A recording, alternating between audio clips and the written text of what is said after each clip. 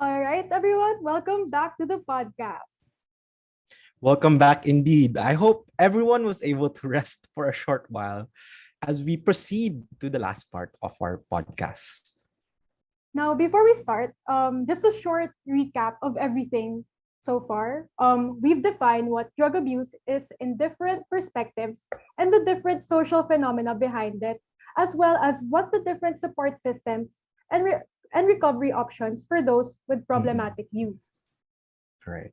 And, with having gone through those discussions, I think now it's the most important part of all these, like knowing all these. Yes, we know all these stuff now.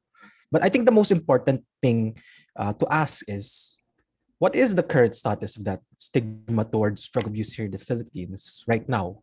Here, very contextualized, and what can we do about it? Like, call more of a knowing our situation and taking action with that situation. Would anyone want to answer that first? See, okay. What you mean Sir by Johan. current status? Hindi ko ma-range yung status. Pero yeah, ito lang ma-feel ko. Yung stigma talaga ngayon is grabe na. It resulted to, I'll just give you an example. Ano ba to? If someone yung namatay, then drug user siya, quits na agad. Di ba? Justified na. Wala na. No case.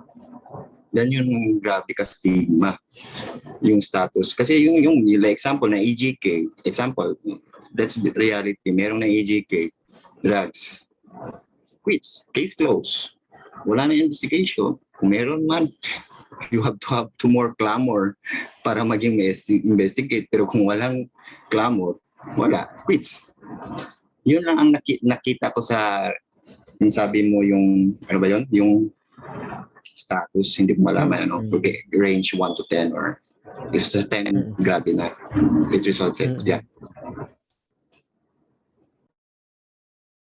Yeah, oo, dun tayo dapat kailangan tingnan natin mabuti yung konsepto ng stigma among people who use drugs or people whose lives involve drugs, na ano yung how do these stigmas affect people's access to health services, access to or access to like for them to be able to enjoy their rights as individuals, kung tatanungin mo rin naman kami from SOS, nakikita namin napakalaki ng stigma na dapat nating banggain at basagin pagdating dito, considering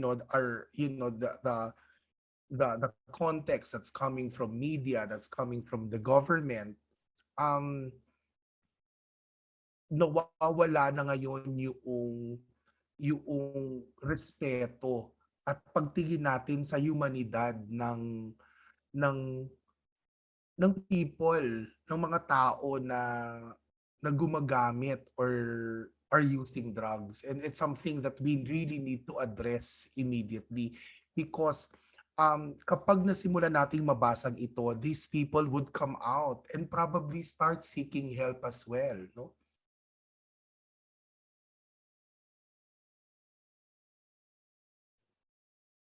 Yes, where I can provide a little bit more context in the sense of showing you parallels, no? Kasi for example, I'll be giving you information from the National Youth Assessment Study of the National Youth Commission. Kasi I assume most of our viewers and or listeners are among the youth, no? Mga kabataang Pilipino. So based on the ENYA Study 15, na ngayong taon may ginagawa tayong bagong study, a follow-up study on that. According to them, 26% of our Filipino youth at one point in their life thought that life was not worth living, and that they even 14% even had the idea of taking their own lives or experimented with different things in order to cope. But 78% of them said that there's nothing wrong with seeking help. But what happens now to those who are left behind? It means 22% are averse from seeking help with a health professional. And at the same time, we juxtapose this with additional information. No? So how do they cope if they do not seek professional help, if they do not seek assistance from elsewhere? They use substances. As I mentioned before, no, magkaka-cluster na yan. From your smoking to alcohol use to drug use. Again, they're all substance dependents, wherein roughly 21% of Filipinos, young Filipinos in particular, smoke. And from that segment, 4.5% of Filipino youth have at least tried using illegal drugs. And this is based on that study. So if you're going to look at that segment of the study, you're going to see here na baka magkakadugtong tong mga to. Clearly, there is a need to provide even better social support and information in order to deter them from being dependent on the substances and find other avenues for them to seek assistance for whatever is challenging within their lives at that moment. So very important for us na very contextual and very situational yung ating approach para maging mas holistic. No, it seems counterintuitive, pero somehow we have to individualize it in order for it to be holistic. Yun yung very important approach siguro natin dito for the issue on drug abuse and drug abuse prevention.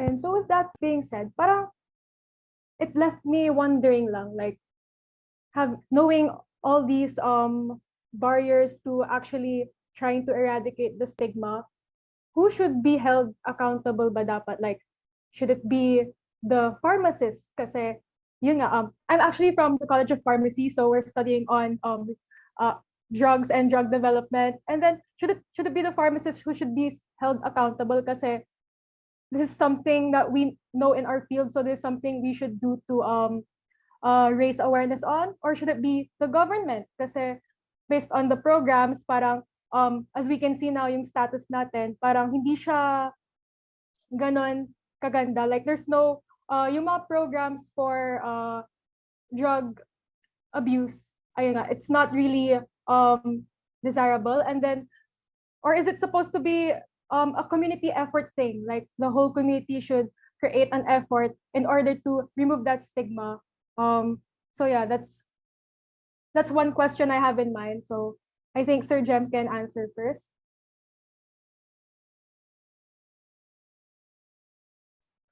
Yeah. You asked about Ananda how to address the stigma, if I get it correctly. Yeah. The way how I see it is just increase awareness of how to treat persons who use drugs and persons whose lives involve drugs as human beings. By the way, when we talk about persons whose lives involve drugs, we are not talking about the drug users only. We have to expand it to include other family members whose uh, of those persons who use drugs, because yeah, in some way or another, their lives are also are affected, or how do you call it? It's also involved in drug use. They're not necessarily drug users, but they have a member of a family who is uh, who uses drugs. So, yun, increase awareness, and siguro yung um changing, well, not really changing, how do we call it, making medical practitioners more aware of the kind of treatment that they can give to a person. For example, kung na-rush siya for drug overdose, and to eliminate the fear that baka isumbong sila sa police, because I've come across a few cases wherein, because of na overdose na siya sa pagtake ng drugs, ayaw niyang pumunta sa emergency room kasi baka isumbong siya ng doktor sa police. It's not just because baka ma-stigmatize siya, it's also the fear na baka isumbong siya sa police. Yeah. Yeah, that's right. I think hindi lang natin, let's not blame, anybody else na nandan niya yung stigma na as we can do na lang, I think we can do is yung proper, yung drug education. I think we have to revise that one. Kasi yung drug education natin, based on my experience na I have na-invited ako ng isang academe university, meron silang drug use. I was talking about drug use, HIV, and then I think we need to revise that one kasi parang it's more, parang di ba, nandun ka sa school, doon mo ginagana yung drug education mo nga, parang hindi siya rights-based, yung human, centered based education na klase. Parang more talaga yung sa abstinence nga. I'll give you example, yung drug user, may slides yung education nila, yung drug user is, indicator of drug users, yung mapapayat, mga ganun na education. Alam mo ba yan? Yung red, yung gisi-gisi, may tattoo, drug yung mga nakalagay na yun yung drug education na nakita ko doon, college, sa high school. I think we need to change that because it will, hindi mo alam, yun na, doon dahil yun yung stigma, yun, nakita ko talaga yun, meron slides, indicator of a drug users. I think I think nakita natin yun, that's why we have a drugs-free society. Because of that, it's very cool. And so I think we need, I think one, that drug education, I think we need to change it or revise it, or to us. I think we need scientific or how do you call it? So yun, human right based and one approach ng drug education. I think from there, dami nating i-change yung narrative ng drug use. Dami gagawa. And hindi lang yung isa, hindi lang yung, I think with the help not just the academe or the mga scholars or mga scientists, mga ganun, it is buong talaga, yung buong harm reduction, yun. I think we need everybody, partners who believe nga, di ba? So yun. Okay. Dr. Galban, you would like to add? Yes, so to answer the question, I absolutely agree with the comments by my fellow panelists. Pero to answer the question, who is accountable? My quick response to that is we're all accountable, everyone. Particularly, if you want to look at it, kung hihimayin natin, government is accountable because it's the one that helps sets the policies and programs and how they implement these policies and programs on the ground. The community is accountable kasi tayo yung gumagawa, or we help either proliferate the stigma or mitigate or eliminate the stigma. No, and we're also responsible of spreading the right information. Mapa-share man lang yan. Because we're in a time wherein you can easily share information from your Viber, to your Telegram, to your Messenger, diba? So easy to share information. So let's stick to the information that is helpful and can really boost yung proper knowledge about drug abuse prevention. And at the same time, no, even the private sector or even the medical community to some extent, as mentioned, may mga fear na nabibigay to the public na parang ayaw nilang mag-open up to the medical community that's trying to help them because of the stigma. So maybe it's also in the way that the medical profession conducts itself. That's a place to evaluate. Even the academe, to some extent, is it going too theoretical to the extent that it's now detached to the community? So really kailangan habiin natin lahat ng mga to para maging comprehensive at mas holistic yung approach. Because if we're going to tackle this segmented, hiwa-hiwalay, just the academe, just the community, just the government, it's not going to work. It has to be very coordinated and holistic. I also see that's a really good place to start. No, I mean, seeing seeing all of us as accountable to the current stigma. No, and it says so much about where we're coming from at ano yung kailangan nating harapin. No, and in terms of like how do we address the stigma, probably we could start by talking openly about drug use as a mental health issue. No. Because usually kasi 'di ba parang kapag usapan drugs na we always lean towards yung sinasabi ng majority, yung sinasabi ng dogma, yung sinasabi ng media and the government. Another is sabi nga ni Doc Dexter and ni Johan, no, na kailangan nating educate ourselves and educate others. And that's the reason why organizations like NoBox, like I Do Care, SOS, and yung kay Doc Dex sa population, we're all here to provide education and provide additional information on how we could address people whose lives involve drugs and how we could help and support them accordingly. Another nakikita ko, no, in addressing the stigma is for us to manage and be conscious of our language, no? Di ba kanina nga yung sinasabi natin kanina na yung salitang addict, gusto natin gamitin yung addict, no? Makita lang natin nangayayat si Johan. Friend, baka ka ng addict. Di ba? Iba na siya di ba?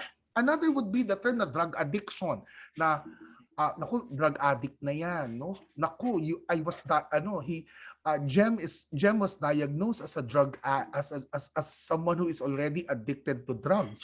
That in itself already stigmatizes, and consciousness of language can also mean so much to addressing the stigma. And finally, nakikita ko yung tinatawag nating compassion in SOS and in NoBox, even in I Do Care, no? Ang tawag namin dito ay pragmatic compassion. Yung may compassion na may pag-iisip naman, no? Na iniisip naman rin namin kung anong klaseng pangunawa at pagmamahal ang ibibigay namin.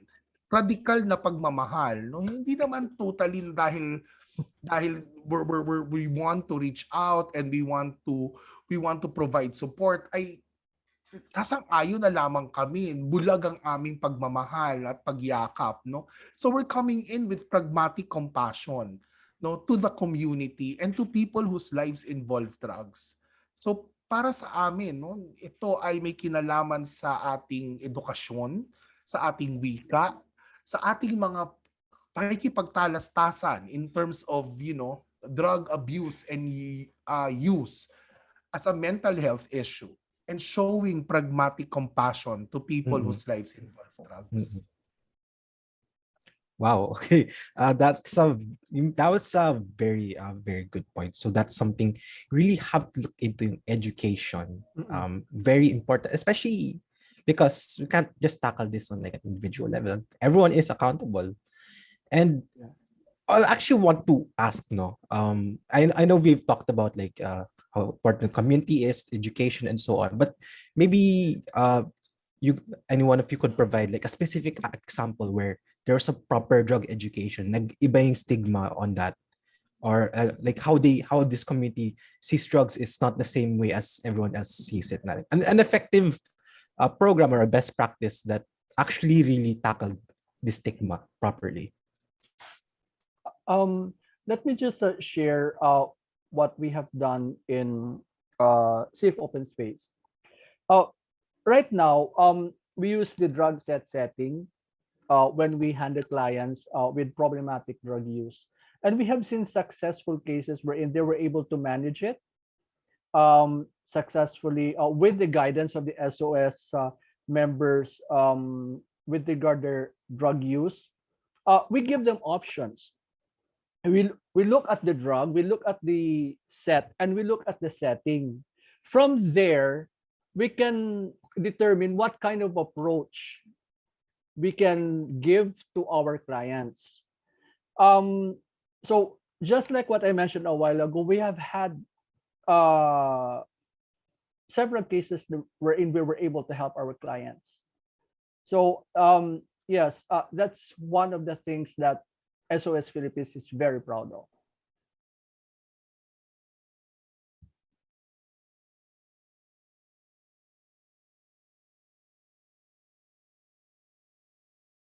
CJ?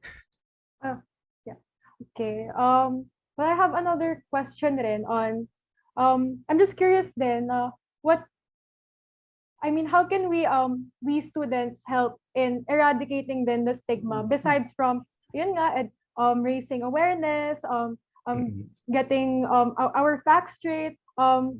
You've mentioned, Sir Orly and Sir Jem, na you're part of an organization. So I'd like to know more about that and how if we can be part of that in helping eradicate the stigma nga. Like direct involvement, Yeah. like direct involvement for us. We are a budding organization, no? We are a budding organization. Mga dalaga pa kami pagdating sa gawain. Actually, kailangan ko pa nga mag-calibrate kasi alam ko si Doc Dexter nandito ngayong hapon, no? And naghahanap talaga kami, and we are building partners, no? We're looking for a network of partners, and this is a great opportunity for us to like really call on organizations and potential partners for SOS. We need all the help we can get. We are building our capacities, and that's our strategy in 2022 for us to be able to provide appropriate support for our communities. As what we've mentioned earlier, no?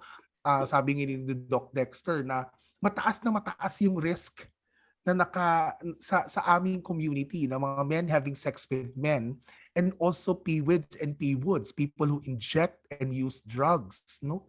And we need all the help we can get. People from the medical community, young people who would want to like really check on their biases and probably as early as now get exposed in these kinds of communities and see how they could provide support. Just so that you know, it's an additional training for you as well.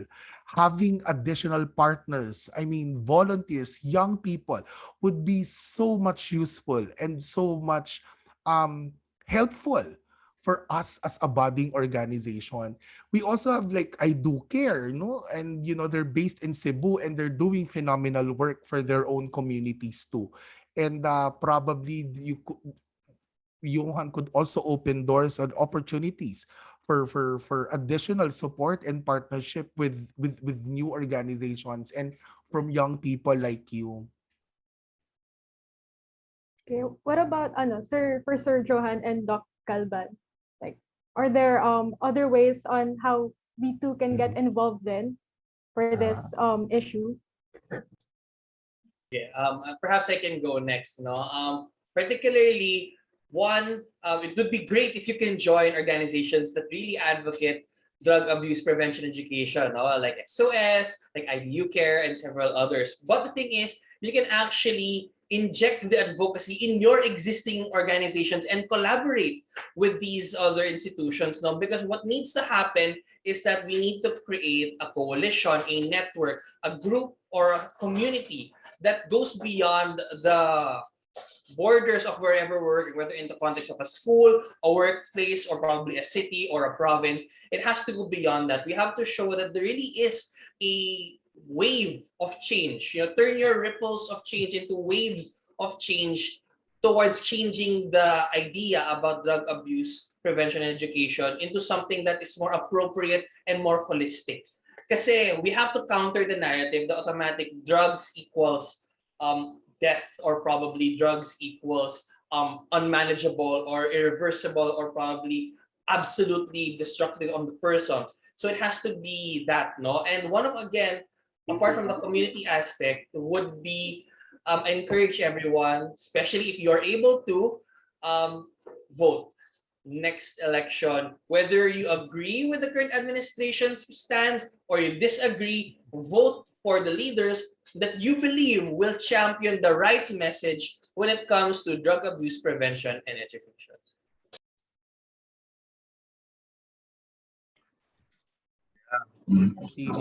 Kumakangiti si Brandon, no? Excited, no? Yeah, so yung kwan ko lang, yung ginagawa namin for at first we're so ano ba yun, we're so blessed na meron na ngayon mga itong mga topic na to. At saka yung we're so blessed also we're ano ba yun, yung in-invite kami ng MOBAX because of the TOT we had. So I like learning namin yun because ang laki ng range ng harm reduction. Sometimes naka-base dati. Ang laki ng range ng harm reduction, hindi natin makuha. Pero yun, naging kuhaan din namin kasi hindi namin alam din nga, we as a drug user organization, meron din kami mga self-stigma. You know? It taught us as nung akala namin ginagawa as a drug user, ginagawa. At first, you have to accept na meron kami self-stigma. Yun, we try to, you know, to aware our community first, then doon nag-spread one partner at a time yung ginagawa. But yeah, we need first before we do some, you know, partnership, we have to marami pa kaming kaalaman, you know, yung bank of knowledge para pag-partnership namin, alam namin yung, you know, like until now, we're still learning about, you know, harm reduction. Kasi malaki yun eh. Malaki yung harm reduction. But pragmatic approach. So yun, I think, yeah, maganda. I'm so happy merong mga SOS. Because, you know, before, when we started, 2015, I think ang feel namin, kami lang yun. Di ba? Then when yung war on drugs pa, parang you know, yung maraming nag-ask, why do you know, bakit in the war on drugs? Kung nag-start kami before 2000, before pa ng war on drugs, why do we stop? Then yun, feel namin we're alone. Pero ang ganda ngayon, this is indicates nga tama pala yung ginagawa namin. And because of the SOS, because of this now, yeah, so hopefully, yeah, with more partners. I don't know how we can, I don't know how we strategize that, but I think we have to move on, no? And yeah, let's vote wisely. Sabi ni Doc.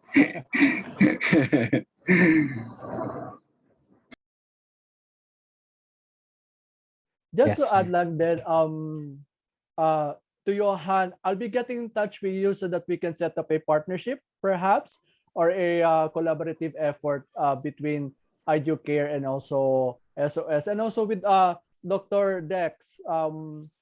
I'll be getting in touch with you soon and see where we can work out or on what areas we can work on. Yeah, and for those who are watching, if you'd like to reach out to SOS, you can send us an email at info@safeopenspace.org. That's info@safeopenspace.org. Yes, we'll definitely make sure that they get that message and that hopefully a lot more people, especially us young ones, get more involved in this kind of stuff. And definitely for me, I will definitely, you know, do everything to be involved here as well. So not just for everyone, students, but it's something that we really should do, because the issue of drugs is, well, it's interconnected, as been said over and over again. And I think by recognizing this fact that it is interconnected, only can we really start working towards a proper health policy or even an eradication of this stigma. CJ? Again, so before we wrap up today's session, very insightful, and thank you for sharing your organizations talaga, so that a lot of people will get involved and be involved with this issue. But before we have our wrap up, there are a few questions from the audience. So for our first question, is it that bad that according to Duterte, it is wreaking havoc on the lives of many Filipino families and destroying the future of the Filipino youth when it comes to drug use and misuse? Well, I think we were able to touch on that earlier, no? Nung pinag-uusapan natin yung mga misconceptions on drug use and abuse. Na if we are, kung informed lamang tayo, we would rethink our generalizations.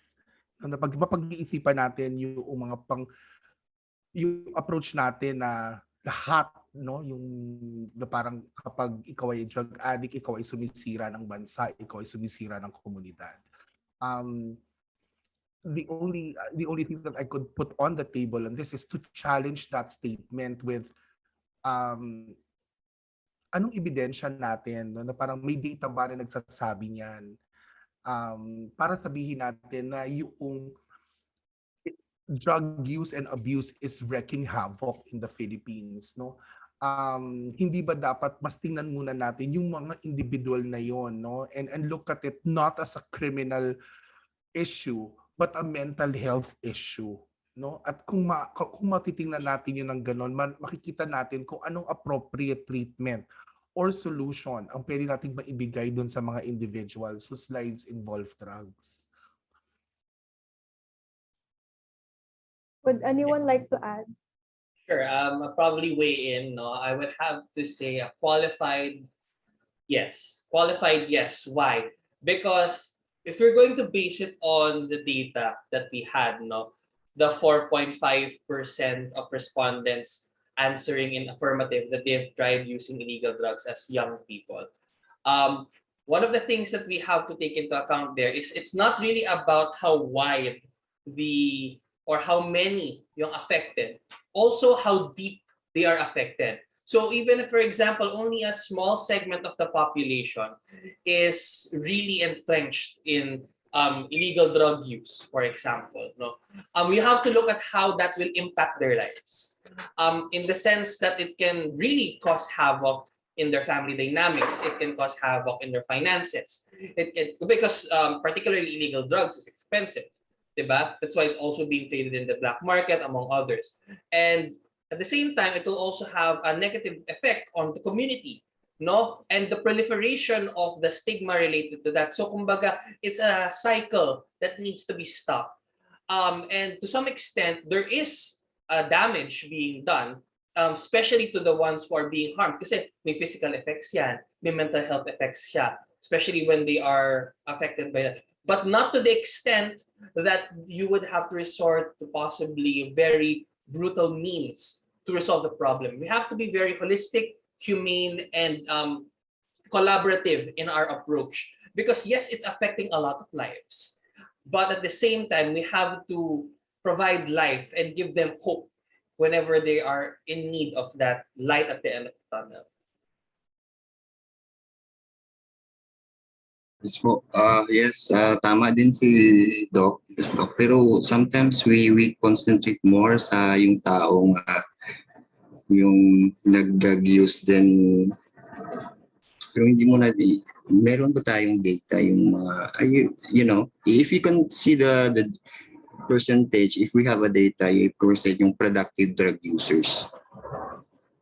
Itingnan mo sino lang yung unproductive, meaning drug users na gawa ng mga crimes or mga even crimes nga, or ilang percent lang yun.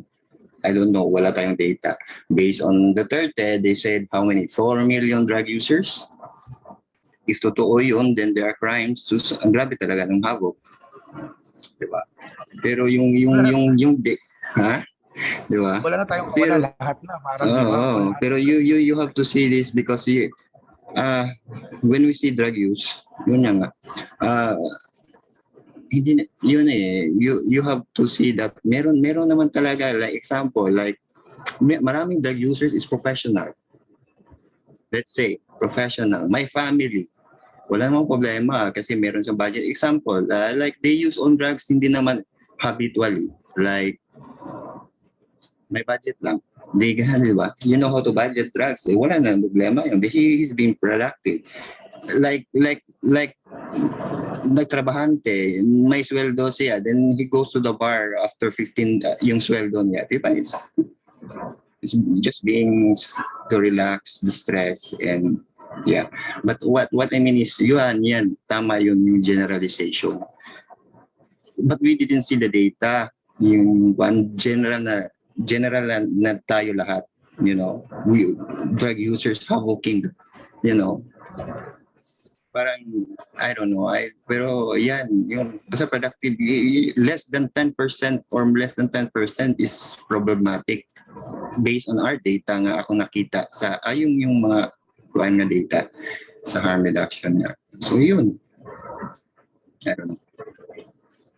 So we have another question from our audience. So, how can someone safely seek help from authorities if he or she run the risk of being imprisoned due to illegal substance use? And I'd like to ask too, like with that, can I ask what's your stand on the issue on EJK? Can you repeat the question po?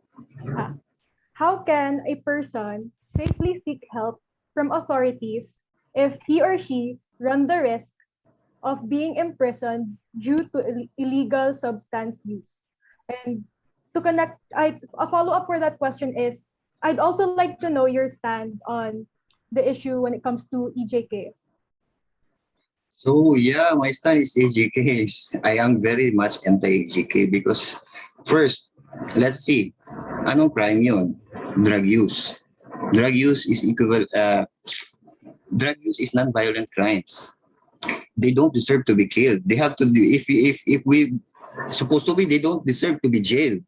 If you use drugs, diba? You don't deserve to get jailed.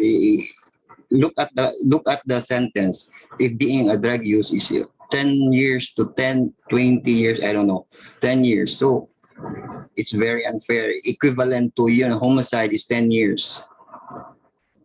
Just put that, tingnan mo na lang yun. Yeah?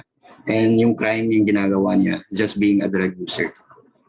So because now we have a drug law, they are jailed because of that. So yeah, wala tayong magawa. Yun, unfair yun. Pero yung papatayin, walang chance. Yan nga, grabe. Because of stigma nga eh. Quits na nga yun, di ba? Mamatay siya because of drugs, quits na. Wala nang case. Hindi mo na siya makumpit kasi wala. Case close. So wala nang rights yung pan. So yeah, saan ba yun? Hindi ko ma-explain. Pero yeah, I am very much anti-EJK. They don't deserve patayin. They deserve to go to fair trial. Then anong gagawin. If they have given a chance. Pero yun. Pero meron tayong perception na parang crime yung drug users. You save when you jail drug users, parang nahihiro ka eh. You save a lot of generation na, parang pre-crime. You tingnan mo niya, yan yung kinulong ko, they deserve it because they are in the future they will destroy this or they will become how do you know? Diba? How do you know that in the future they will be a criminal? You don't know. Like, yeah. Bago ko sagutin yung stand namin sa SOS on the EJK, balikan ko lang yung unang tanong about how do we help people na are self-stigmatizing. Ang tawag kasi namin doon ay self-stigma yung internal stigma na parang gumagamit ako ng drugs. So ayoko nang pumunta sa doktor, ayoko pumunta sa authorities kasi ikukulong ako, kasi madidiscriminate ako. So one of the things that these people might start to think and reflect on, think about and reflect on would be ano muna yung mga self-stigmatizing thoughts nila about themselves, no? And how are they going to address that? What are their own biases? And after that, consider exploring opportunities of going to organizations, no? Like SOS, I Do Care. There are agencies in DOH that provide a very compassionate support. And kahit ako ay nagulat, no?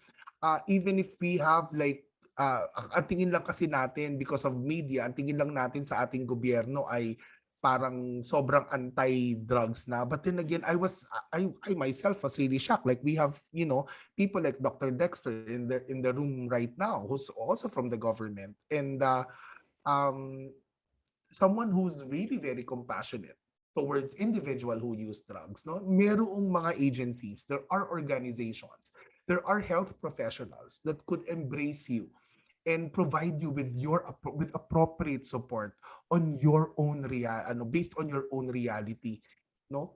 And that in itself is already a good place to begin to start, no?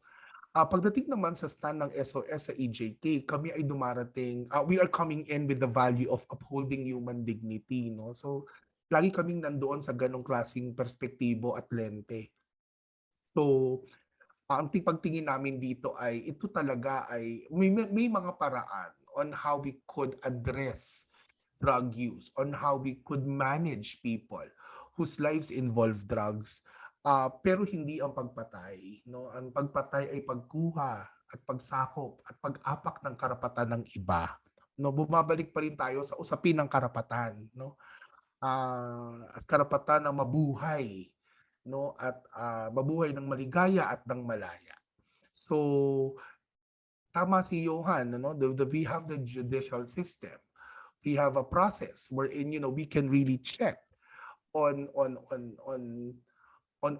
guilt as well as on the sin of people, of individuals. At kami sa SOS ay kinukundi na, no, ang mga ganitong extrajudicial killings of people who use drugs and also of people whose lives involve drugs. Probably hindi nga sila gumagamit pero may mga kaibigan o pamilya sila at sila ay nadamay na sa isang EJK. Di ba? Ito yung tinatawag ni Senator Bato na mga collateral damage. Collateral damages, which is really a very sad thing. No? So there. With regard my part, yes, that's our stand with regard EJK. But let me also add to that what I had mentioned earlier. At the end of the day, a drug user or someone who injects drugs is a human being. He's a member of society or a person who deserves all the rights and privileges that society extends to other members or to the ordinary members of society, not just to members of the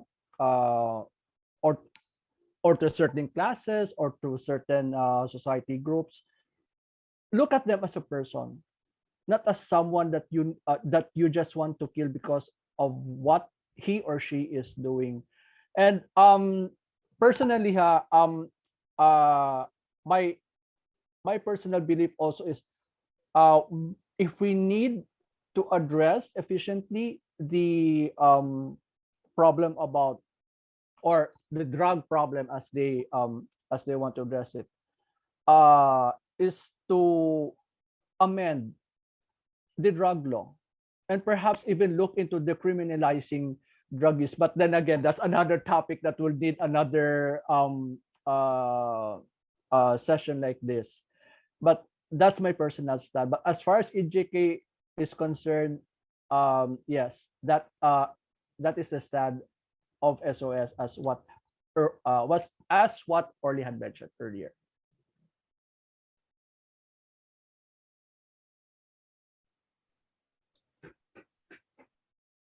Would Doc Galban would like to add or?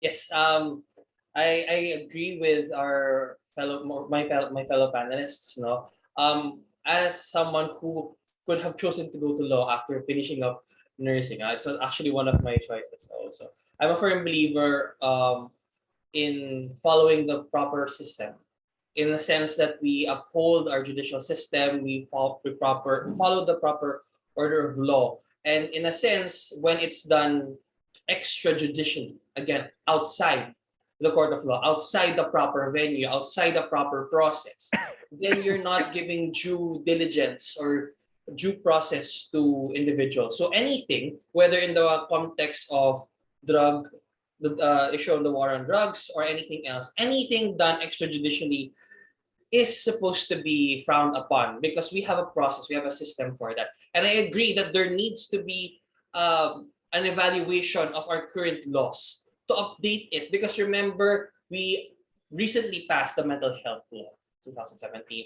We passed the sin tax law a couple of years ago. We've seen changes happen year on year, and maybe it's time to revisit the laws that have been existing for a long period of time and update them so that it will reflect the current context of our time, so that we can show adequate compassion yet still be firm to the extent that we will protect the public from any potential harms, but at the same time protect those who are struggling with drug abuse or probably drug use when it comes to catering to their needs as well, whether it's provision of mental health support or probably increasing access to community-based services, or even empowering NGOs that have the capacity to provide better education avenues, or probably giving them funding or technical assistance, or at the very least, give everyone the data that they need so that they'll be able to have guidance in what comes to creating policies and programs and projects that they believe will better the lives of Filipino people. Okay. Thank you so much for that, Dr. Galvan. Yes, that's right. So that's something we really need to consider, no, CJ, is that we have to also revisit these laws, and Yes. there are many ways we can actually we could probably do that, but there's so much to work on and so much to still learn, and there's probably still a lot to learn. I'm still learning a lot, and I learned so much from this session, from everything you guys have created a really really meaningful discussion, no? And I just want to like somehow synthesize all this, that we must all come together and become self-aware, that we must tackle the stigma, and that everyone is at fault, from the government all the way to the individual. It's time we revisit our current laws and find ways to lobby or amend the current policies in place. And to be able to do that, we need organizations to continuously advocate and empower our communities. As like Dr. Bell said, create a coalition, start these talks, no? And just like with mental health, we had the recent passing of it. There's been a movement for it now. There's so many organizations popping left and right for mental health, and even up until now, especially here during the pandemic. No, and I think that's very, very much feasible with how we see drug abuse now. It's just the start. So we need to shift and reframe our perspective and our preconceived notions to look beyond the drug. We must see the human perspective too, because after all, as everyone here has said, that these people are still human, just like you and I, just like everyone here. We have the systems in place for recovery and support. We have the interventions on the interventions already. We need now interventions on all aspects to educate and see, change how we talk or see. We must like self-analyze, study like the semantic progression of how did the word drug abuse mean immediately to illegal drug or methamphetamine, those things, or we really need to look at those just so we can properly tackle these. And there's, like I said, there's so much to do. And I think the one thing that we can all do right now, regardless if you're not able to take action, is to vote. Vote for those to champion this advocacy. Vote to eradicate the stigma before the stigma ends up killing you.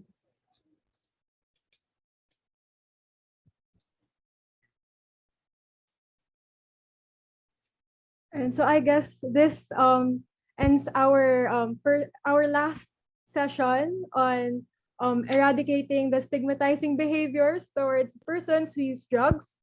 And yun nga, I agree with what Bran said and how everyone nga is held accountable and how there's a huge emphasis on that collaborative effort in really trying to end the stigma. So I would like to ask, are there any final remarks from? It's actually, we'd love to hear closer remarks from everyone Yes. here. Oh, you made that's all. Thank you. Ganyan. That's all. Thank you. Well, I'd like to begin. No, I mean, you know, for the past topics that we have discussed, at napag-usapan natin kung ganong kahalaga yung edukasyon in pagkuha ng sapat na impormasyon para maintindihan natin kung ano ba talaga yung konteksto ng drug abuse at drug use in the Philippines, how this is affecting the community and much more the individual too. Nalaman din natin yung na ito pala ay kaya pala may drug use kasi merong gustong maatim at merong motivasyon, may mga motivation, may mga adhikain. But to address this as future or probably professionals who are practicing in the medical profession, it is really very important that we look at addressing drug use and abuse while ensuring health, ensuring safety and dignity of the individual. And that is why there must be a shift in our educational system, especially for medical professionals and for future doctors in the Philippines. There must be a shift in building capacities among us professionals. Responding to drug use is actually more than just knowledge and skills. It is also about our attitude. It's also about our perspective, our empathy, and ultimately providing pragmatic compassion towards others. That's all. Thank you very much. Thank you, candidate number 1. So yeah, I think for my last is I think I think we need I think we need to try the other option, which is the harm reduction. We try to para maraming option ang tao, diba? Hindi lang yung one. So the more option, the better. Then isa lang, nice people take drugs. Yun lang. Yes. For me, Orly and Johan or Panky has they already have said enough or more than enough or what I'm supposed to say. But what I can say as my closing remarks is thank you. Thank you, UP Manila Student Council, for coming up with this. Actually, I'm getting emotional right now. This is something that for a student council like yours to come up with this at the risk of being red tag or something, this is a courageous move. And thank you so much for bringing this out in the open, because this can help increase public awareness about drug use and drug abuse. So maraming salamat, daghang salamat sa inyong tanan. So thanks for that, everyone. I'd like to thank once again UP Manila for having this event. It's a pleasure to be here. And probably to wrap things up, I think it's time for us to show a little bit more compassion and have a better attitude towards harm reduction. And one of the things that I hope to leave you is that you have allies. You have allies in the private sector, you have allies in civil society, you have allies in academia, you have allies in government who believe that there are better ways for us to take care of our fellow Filipinos, to address the issue of drug abuse and its related drug abuse prevention education. And probably to wrap things up a little bit better, I firmly believe that the right information on drug abuse prevention can really change the direction of this nation. So you can quote me on that. Thank you very much and have a wonderful day. And looking forward to working with Sir Orly, Sir Jem, and Sir Johan. And of course, sure. UP Manila. Thank you so much for wrapping that up once again, Dr. Galvan. And of course, as a token of our gratitude for your time, for your effort to be here with us, we would like to Hello. the next time. As a token for gratitude. Alam may pa-Gcash Manila. yan eh. I don't think the screen is loading. That's Ayan. fine. Ano ba? The UP Manila University Student Council presents to you a certificate of appreciation. Like, just having a bit of technical difficulty lang po.